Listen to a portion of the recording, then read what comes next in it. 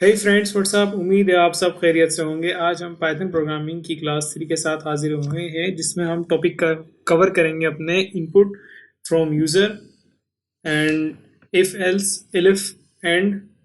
कोशिश रहेगी कि थोड़ा मज़ीद इन्हें एक्सप्लोर कर लें और एंड के अंदर एक प्रोग्राम भी थोड़ा बना लें। So let's started. Go to the project folder, search cmd and then search type Jupyter notebook.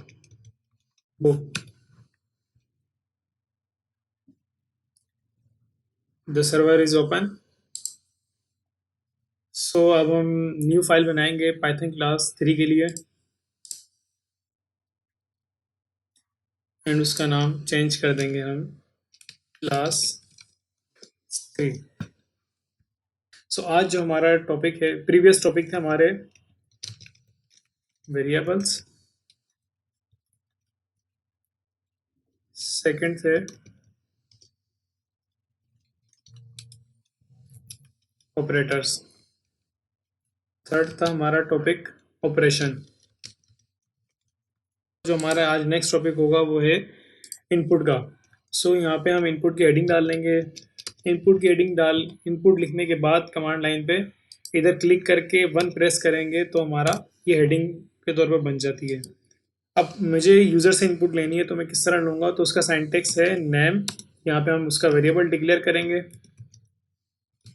Variable declare कर यहाँ पे हम लिखेंगे इनपुट। अब जब इनपुट लिखेंगे तो इसका मतलब है कि यूज़र से इनपुट के लिए यूज़ किया जा रहा है। देन अब क्या लेना है हमें इनपुट, वो हम यहाँ पे बता देंगे जो यूज़र को डिस्प्ले हो जाए। For example enter your name and then हम प्रिंट भी करा लेते हैं, प्रिंट नेम। अब जब हम इसे इंटर करेंगे शिफ्ट प्लस इंटर तो देखते हैं आउटपुट क्या आती है। सो हमारा सक्सेसफुली चल गया है यूज़र इनपुट। तो हमने यहाँ पे लिख दिया अपना नाम Abdul Raqib. Then you can see Abdul Raqib store हो गया इस नेम के फंक्शन में। अब हमें चाहिए कि हम कोई नंबर भी लें। अगर हम इसमें कोई नंबर डालते हैं, फॉर एग्जांपल अगर मैं लिखूँ यहाँ पे एज, तो input enter your as.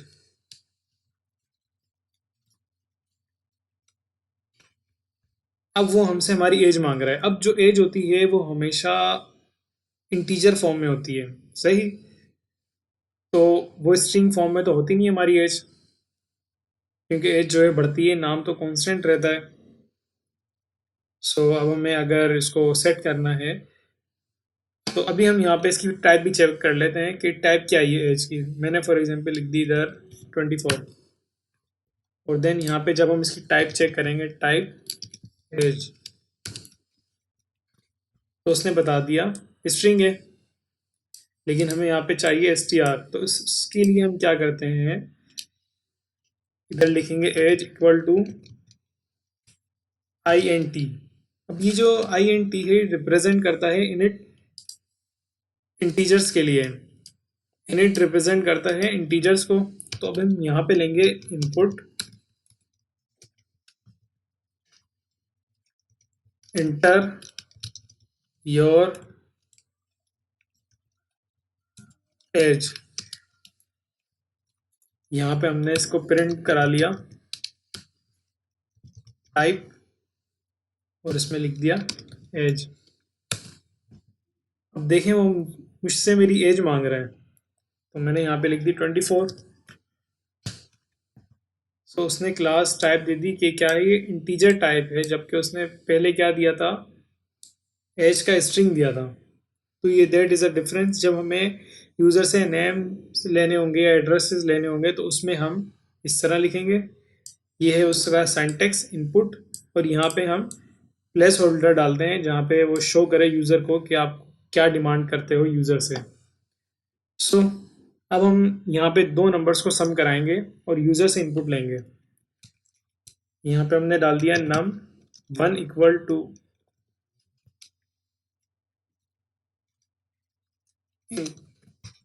init input first num। यहाँ पे हमने फर्स्ट नंबर डाल दिया, देन सेकंड डाल देंगे यहाँ पे हम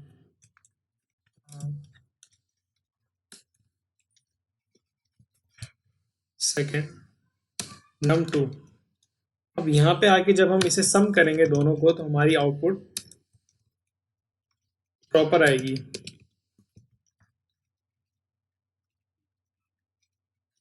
num1 प्लस num2। अब यहाँ पे हम इसे प्रिंट भी करा लेंगे अपने सम को।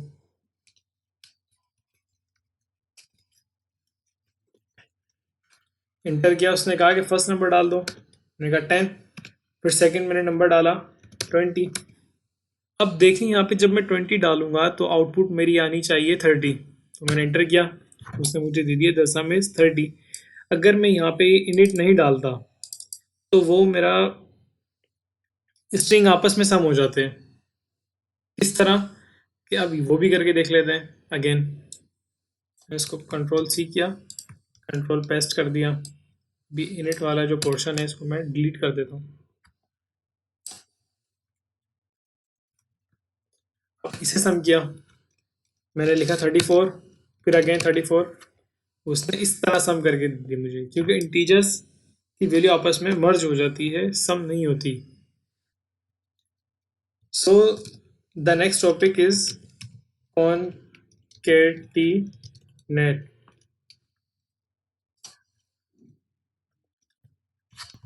इसमें हम एक प्रोग्राम बनाते हैं, उसमें डिफाइन करते हैं name, first name,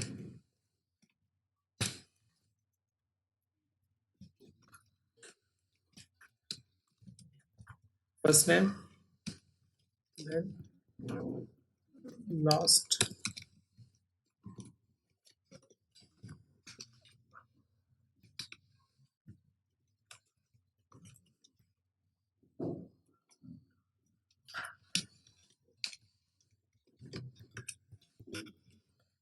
first name and last name हमने बना लिया इनपुट। अब हमें इसको मर्ज करके करना है कॉन्कैटिनेट फुल नेम के अंदर। तो हमने फुल नेम का एक वेरिएबल बना लिया, again full name and then first name plus,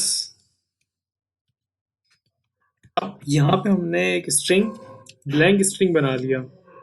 तो इससे क्या होगा कि जब वो मर्ज करेगा तो इन दो नाम के दरमियान एक स्पेस आ जाएगा। अब से प्लस का साइन लगाएंगे अगेन और लास्ट नेम लिख देंगे, लास्ट नेम लिख दिया और प्रिंट करा देंगे यहाँ पे।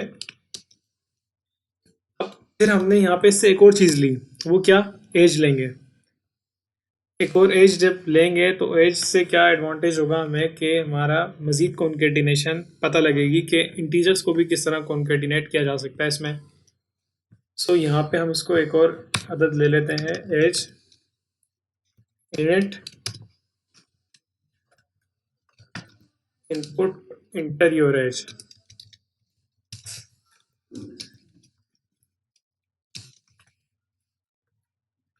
सो अब इसकी हम आउटपुट चेक करते हैं, फुल नेम, और यहाँ पे एक पोर्शन बनाते हैं डिटेल के नाम से।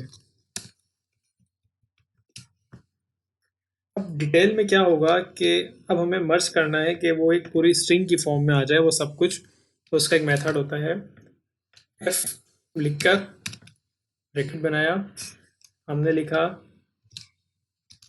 द नेम इज, जो करली ब्रैकेट होते हैं इसमें हम अपने वेरिएबल लिखते हैं। तो मैंने यहाँ पे लिखा अपना full name and then and age is, अब एज में मैंने एज लिख दी। अब यहाँ पे हम दोनों चीज़ें प्रिंट कराएंगे, print full name and then print detail. So अब आउटपुट चेक करते हैं। उसने फर्स्ट नेम में मेरे से नाम मांगा, तो मैंने उसको लिख दिया Abdul. And the second name RAQEEB। अब उसने एज मांगी मेरे से। एज मैंने दे दी 24। अब देखिए यहाँ पे उसने मेरा एक तो पहला काम ये क्या है, मेरा नेम मर्ज कर दिया यहाँ पे, और दूसरा इसने जो वाली फॉर्मेट था इसने इसे पूरा का पूरा स्ट्रिंग फॉर्म में कन्वर्ट कर दिया। अब यहाँ पे मैं अपनी एज से अदर ऑपरेशन भी परफॉर्म कर सकता हूँ, और मैंने इसको एक क्लोज कर दिया है डिटेल के अंदर भी। ये चला दी कॉन्कैटिनेशन स्ट्रिंग और इंटीजर्स के दरमियान। सो जब हमारा नेक्स्ट टॉपिक है वो है इफ एल्स। इफ एल्स में एक स्टेटमेंट होते हैं जो जब भी इफ ट्रू होगा तो इफ चलेगा, अगर इफ फेल फॉल्स हो जाता है तो एल्स चलता है हमारा। अभी हम ट्राई कर लेते हैं। पहले हम इसकी लॉजिक समझते हैं। अगर मैं लिख दूं यहाँ पे इफ, अब पहले मैं एक नाम डिक्लेयर कर देता हूँ, नेम अब्दुल्ला। देन इफ अगर मैं इसे ट्रू कर देता हूँ, ट्रू कर दिया मैंने इसे, तो प्रिंट कराऊँ यहाँ पे नेम। अब ये चलेगा नहीं चलेगा? सो ये रन करेगा क्योंकि मेरा इफ ट्रू है अभी। तो मैंने इसको रन किया, इसने मुझे दे दिया अब्दुल्ला। मैं अगर इसे फॉल्स कर दूं सो ये मुझे रन नहीं करेगा। लेकिन अगर मैं इसके साथ एल्स लगाऊं,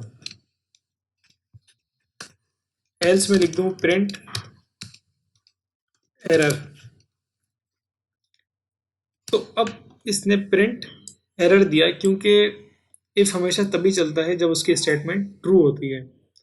अभी यहाँ पे हमारी जो स्टेटमेंट थी वो प्रिंट की चली क्योंकि हमारा इफ फॉल्स था इसलिए। सो ये तो था इसका जस्ट अ सिंपल। अब हम इसमें एक मज़ीद थोड़ा डिटेल से पढ़ते हैं इसे। सो यहाँ पे हमने कहा कि एज, हमने लिखा कि NIC रजिस्ट्रेशन के नाम से हमने बना दी एक वेरिएबल। सो यहाँ पे लिखा init input enter your age. अब यहाँ पे हम अपनी इफ एल्स की स्टेटमेंट लगाएंगे कि अगरचे उसकी एज 18 से अबव है तो एलिजिबल है, अदरवाइज वो एलिजिबल नहीं है NIC बनवाने के।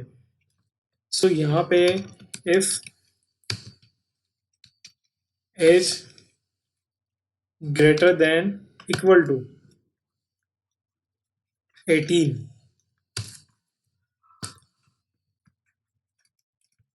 अगर ग्रेटर देन इक्वल टू 18 है सो प्रिंट कर दें you are eligible for make NIC, else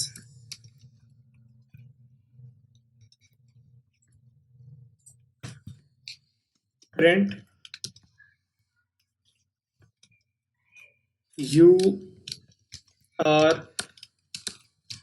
not eligible for NIC।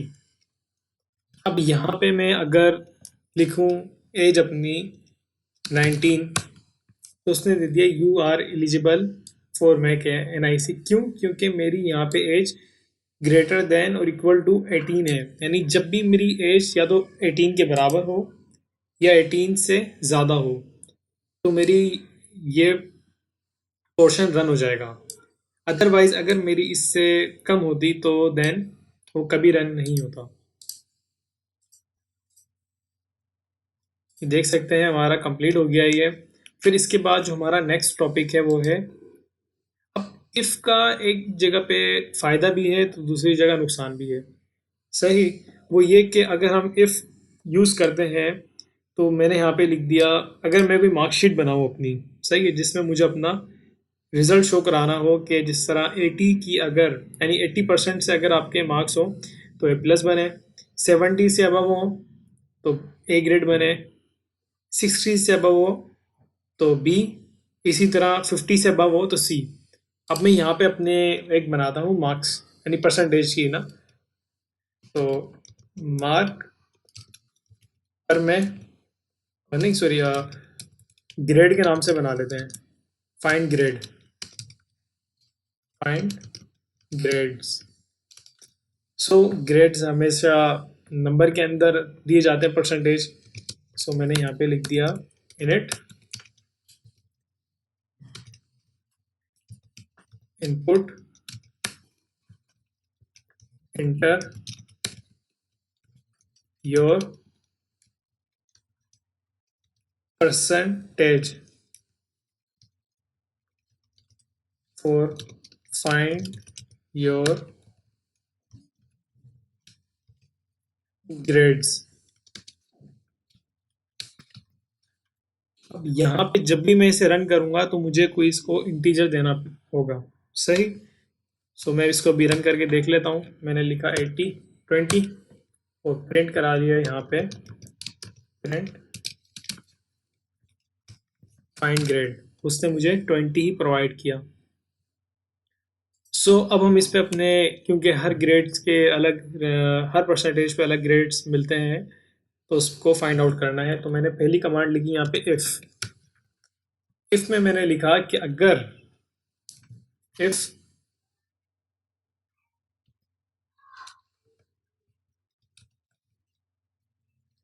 Find grade greater than equal to 80 है तो प्रिंट कर दें you get the A plus grade with के साथ मुझे यहाँ पे परसेंटेज भी अपनी बतानी है। तो यहाँ पे परसेंटेज बताने के लिए अगर मैं लिखूँ यहाँ पे फाइंड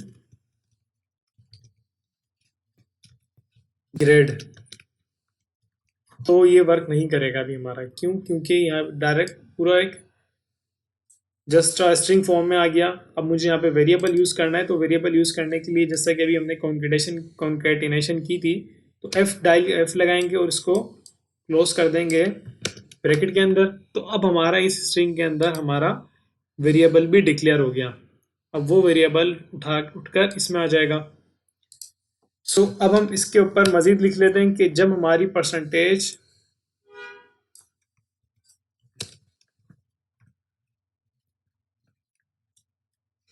3 लिख लेते हैं, 4 ए ग्रेड हो गया, B grade, C A B C, वही लास्ट डी लिख लेते हैं, उसके बाद एफ लिख लेंगे, सही है। अगर हमारी 70 और उससे अबव हो तो बन गया हमारा ए ग्रेड, और अगर 60 से अबव हो तो बी ग्रेड, और अगर 50 से अबव हो इसका सी ग्रेड, और अगर उसके 40 से अबव हो तो हो गया डी। एल्स में हम लिख देंगे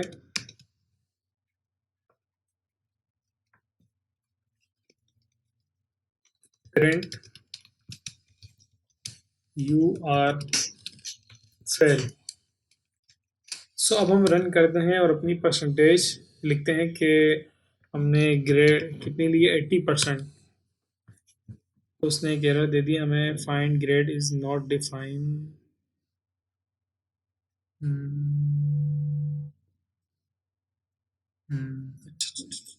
इधर उसने एरर दे दिया हमने, इधर हम इस डालना भूल गए। Then again 80। अब यहाँ पे उसने हमें 5 प्रिंट कर दिए, you get A plus, you get B plus B, you get C, you get D. So उसकी एक वजह है, उसकी वजह ये है कि जब ये इफ चला, इसने देखा कि मेरी स्टेटमेंट ट्रू हो रही है, ये सही चला।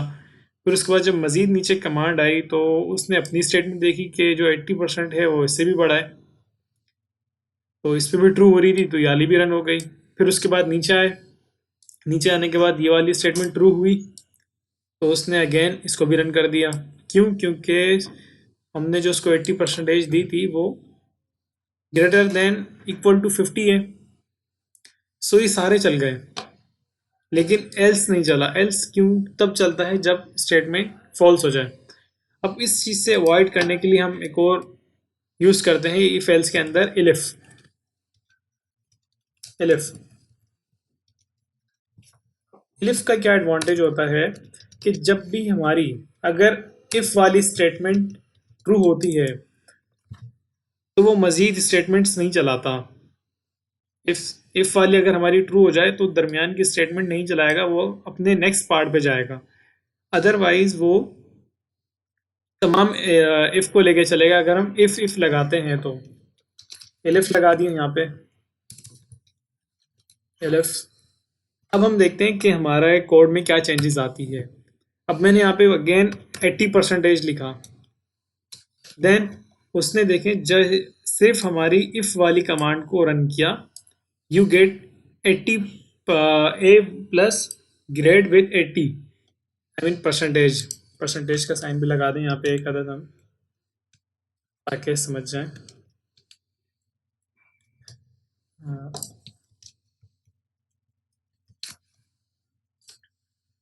अब यहाँ पे मैं अपनी लिखता हूँ, मैंने 40% नंबर हासिल किए हैं, आई मीन 47 लिख दिए।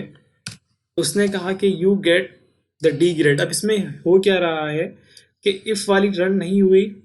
क्यों? क्योंकि हमारा जो 47% है वो लेस देन 80 है, और लेस देन 70 भी है, 60 भी है, 50 भी है, बट 40 और इक्वल टू ग्रेटर देन 40 है, तो इसलिए उसने इसको रन कर दिया। सो ये था हमारा इफ एल्स, और उम्मीद है आपको अच्छा लगा होगा। और अब हमारा जो नेक्स्ट टॉपिक है वो है फोर लूप।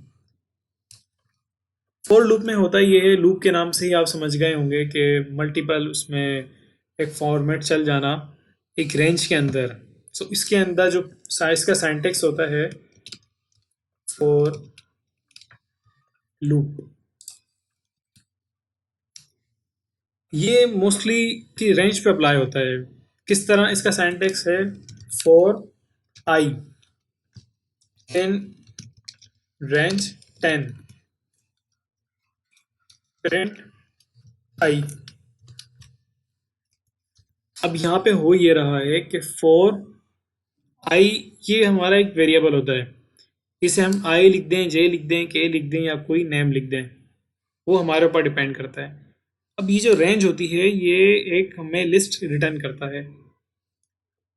वो लिस्ट हम आगे जाके पढ़ेंगे, तो इसलिए अभी इतना ज़रूरी नहीं है। बस इसका एक सिंटैक्स समझना ज़रूरी है कि जब हम इसको रन करेंगे तो होगा क्या। देखें यहाँ पे इसने हमें 0 1 2 3 4 5 6 7 8 9 10, उसकी वजह यह है, इसने ज़ीरो से इसलिए शुरू किया क्योंकि हमेशा जब भी हम उसको कोई नंबर प्रोवाइड करते हैं तो वो ज़ीरो से काउंट शुरू करता है। कंप्यूटर के अंदर जब भी हम कोई भी नंबर यूज़ करते हैं वो ज़ीरो से ही काउंट शुरू करता है। अब हमने यहाँ पे इसको 10 दिए ना, तो उसका मतलब 10 नंबर ज़ीरो से शुरू होगा, मतलब 0 1 2 3 4 5 6 7 8 9। सही। तो इधर कंट्रोल वी कर दिया। इधर हम इन रेंज 10 तक दे रहे थे, यहाँ पे हम लिख देंगे इसको 20 20 लिख देंगे। अब होगा क्या कि ये हमें 10 से 20 के दरमियान के नंबर देगा। इंटर मारा, देखें 10 11 12 13 14 15 16 17 18 19। क्यों? क्योंकि इसने अपना स्टार्टअप नंबर इसका 10 था।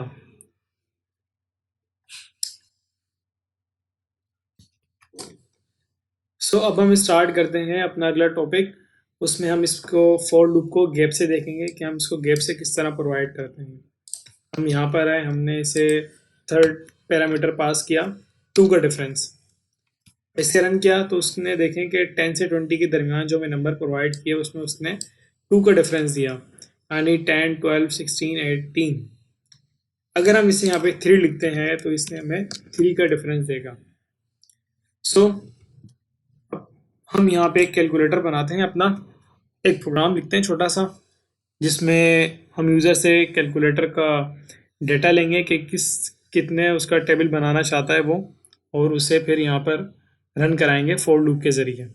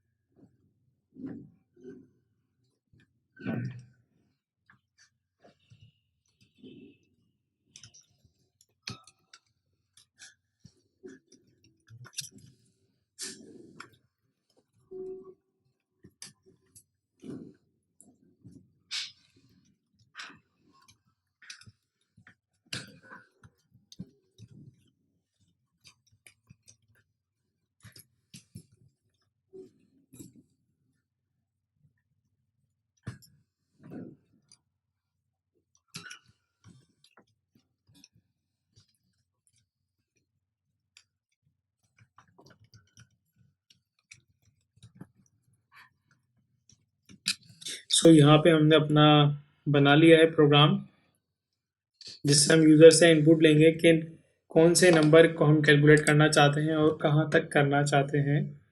सो यहाँ पे हमने फॉर लिखा और इन आई इन रेंज के अंदर हमने डाल दिया रेंज। अब यहाँ पे हम एक इससे और आर्गुमेंट पास करेंगे जो कि है +1। उसकी वजह ये है कि जब हम 10 लिखते हैं, अगर यूज़र 10 लिखेगा तो वो 0 से शुरू करेगा, तो जब भी कोई नंबर 0 से मल्टीप्लाई होता है वो हमेशा 0 हो जाता है। लेकिन अभी हम इसको यहाँ पे नहीं डालते, इसको हम एंड में डालेंगे ताकि आप लोग समझ सकें कि उसको किस तरह रन करना है। सो यहाँ पे हम प्रिंट करा लेंगे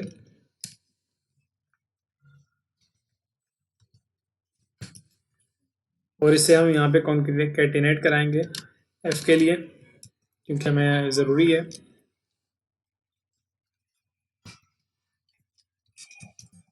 number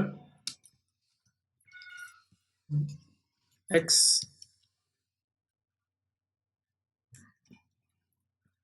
multiply by in range i then equal to, इधर हम num मल्टीप्लाई बाय